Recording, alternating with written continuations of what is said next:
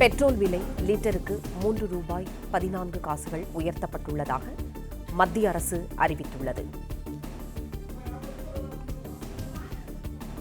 Diesel விலையும் உயர்த்தப்பட்டுள்ளதாக தகவல் கிடைத்துள்ளது. பெட்ரோல் விலை லிட்டருக்கு ₹3.14 உயர்த்தப்பட்டுள்ளதாக மத்திய அரசு அறிவித்துள்ளது.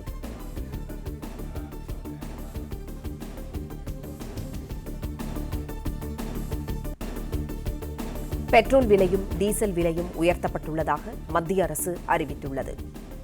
டீசல் விலையும் லிட்டருக்கு ₹3.11 உயர்த்தப்பட்டுள்ளதாக மத்திய அரசு அறிவித்துள்ளது. செய்தியாளர் பாண்டியராஜன் இணைப்பில் இருக்கிறார். பாண்டியராஜன், வணக்கம். பெட்ரோல் டீசல் விலை உயர்த்தப்பட்டுள்ளதாக மத்திய அரசு அறிவித்துள்ளது, விவரங்களை சொல்லுங்க.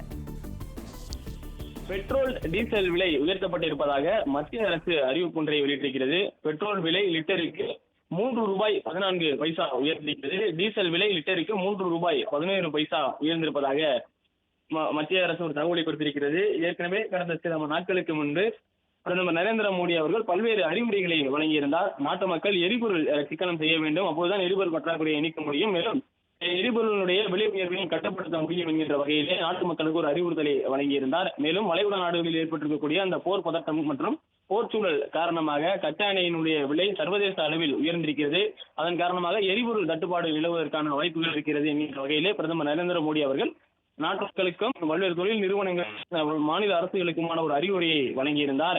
நிலையில்தான் டெல்லியை பொறுத்த வரைக்கும் பல்வேறு கட்டுப்பாடுகள் என்பது விதிக்கப்பட்டது.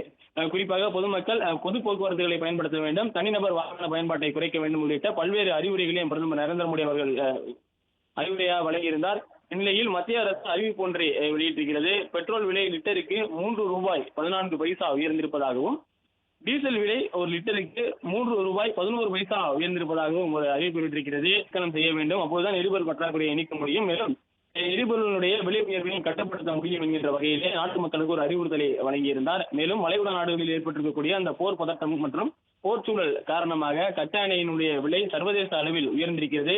அதன் காரணமாக எரிபொருள் தட்டுப்பாடு நிலவுவதற்கான வாய்ப்புகள் இருக்கிறது என்கின்ற வகையிலே பிரதமர் நரேந்திர மோடி அவர்கள் நாட்டு மக்களுக்கும் பல்வேறு தொழில் நிறுவனங்கள் மாநில அரசுகளுக்குமான ஒரு அறிவுரையை வழங்கியிருந்தார். நிலையில்தான் டெல்லியை பொறுத்த வரைக்கும் பல்வேறு கட்டுப்பாடுகள் என்பது விதிக்கப்பட்டது. குறிப்பாக பொதுமக்கள் பொது போக்குவரத்துகளை பயன்படுத்த வேண்டும், தனிநபர் வாகன பயன்பாட்டை குறைக்க வேண்டும் உள்ளிட்ட பல்வேறு அறிவுரைகளையும் பிரதமர் நரேந்திர மோடி அவர்கள் அறிவுரையாக வழங்கியிருந்தார். இந்நிலையில் மத்திய அரசு அறிவிப்பு ஒன்றை வெளியிட்டிருக்கிறது. பெட்ரோல் விலை லிட்டருக்கு ₹3.14 உயர்ந்திருப்பதாகவும் டீசல் விலை ஒரு லிட்டருக்கு ₹3.11 உயர்ந்திருப்பதாகவும் ஒரு அறிவிப்பு வெளியிட்டிருக்கிறது. விலை உயர்த்தப்பட்டதன் மூலமாக பெட்ரோல் விலை ஒரு லிட்டர் ₹103.98 விற்பனை செய்யப்படுவதாக சொல்லப்பட்டிருக்கிறது. குறிப்பாக நீண்ட நாட்களாக பெட்ரோல் மற்றும் டீசல் விலையில் மாற்றம் எதுவும் இல்லாமல் கிட்டத்தட்ட 6 மாதங்களுக்கு மேலாக விற்பனை செய்யப்பட்டு வளைகுடா போர் பதற்றம் ஏற்பட்டுள்ள நிலையில் கூட தமிழகம் உட்பட இந்தியாவில் பல்வேறு மாநிலங்களில் பெட்ரோல் டீசல் விலை என்பது நிலையாகத்தான் இருந்தது, கட்டுக்குள் இருந்தது. ஆனால் தற்போது அந்த போர் பதட்ட சூழல் என்பது மிகவும் கடினமான சூழலாக இருக்கிறது.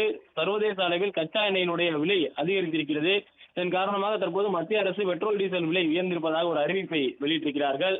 உயர்த்தப்பட்டதன் மூலமாக தற்போது டீசல் ஒரு லிட்டருக்கு ₹95.47 விற்பனை செய்யப்படுவதாக ஒரு தகவல் என்பது வெளியிடப்பட்டிருக்கிறது. குறிப்பாக நம் பெட்ரோல் டீசல் மட்டுமல்லாமல் இது போன்று கச்சா எண்ணெய் சார்ந்து இருக்கக்கூடிய எரிபொருட்களுடைய விலை உயரும் என ஏற்கனவே கணிக்கப்பட்டிருந்தது. பிரதமர் நரேந்திர மோடி அதனை அறிவுறுத்தும் வகையில் தான் நாட்டு மக்கள் அனைவருக்கும் ஒரு அறிவுறுத்தலை வழங்கியிருந்தார், ஒரு கோரிக்கையை வைத்திருந்தார். பொது போக்குவரத்துகளை பயன்படுத்த வேண்டும், தனிநபர் பயன்பாட்டை குறைக்க வேண்டும், ஒர்க் ஃப்ரம் ஹோமிற்கு அதிக முக்கியத்துவம் கொடுக்க வேண்டும். அதாவது நேரடியாக தொழில் நிறுவனங்களுக்கு சென்று வேலை செய்ய வேண்டும் என்கின்ற கட்டாயம் இல்லாதவர்கள் ஒர்க் ஃப்ரம் ஹோம் செய்வதே சிறந்ததாக இருக்கும். அதன் மூலமாக வாகன பயன்பாட்டை குறைக்க முடியும். பிளே ஸ்டோர் மற்றும் ஆப் ஸ்டோரில் இருந்து பாலிமர் செயலியை QR கோடு மூலம் பதிவிறக்கம் செய்யுங்கள். செய்திகளை உடனுக்குடன் பெறுங்கள்.